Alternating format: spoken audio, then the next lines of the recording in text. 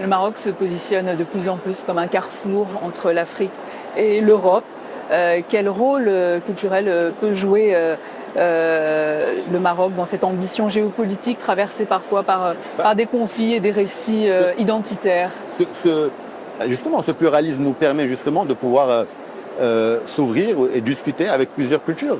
Rappelons-le, par exemple, quand on parle de Tarab al-Andalousie, etc., ça nous rapproche avec le sud de l'Espagne et donc avec l'Europe.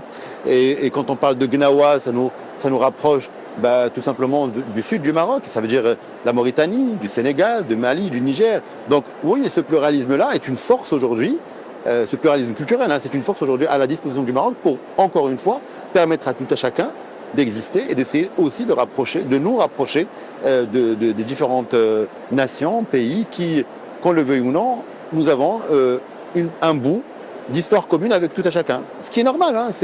Le Maroc, c'est un carrefour géographique, un pays où il y a eu des passages à travers les siècles, à travers les âges. Et donc aujourd'hui, c'est une force que nous essayons de mettre en amont et en avant. Et vous le voyez très bien, la réception populaire que reçoit Sa Majesté à chaque visite, que ce soit en Afrique ou ailleurs. Donc c'est une reconnaissance aussi de cette force et de ce pluralisme culturel marocain. Le Maroc qui accueillera la prochaine édition de la Coupe d'Afrique Oui.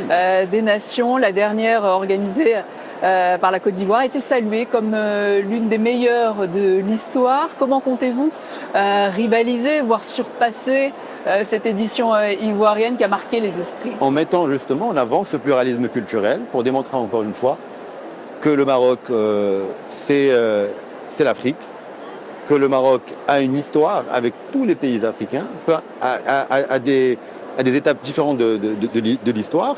Et justement, c'est une fête pour nous, certes sportive, certes footballistique, mais aussi culturelle. Et vous verrez que ce sera la meilleure, Inch'Allah, version de la CAF. Et j'espère que les différentes compétitions qui arriveront, chacun va essayer de se surpasser. C'est ça l'idée en fait.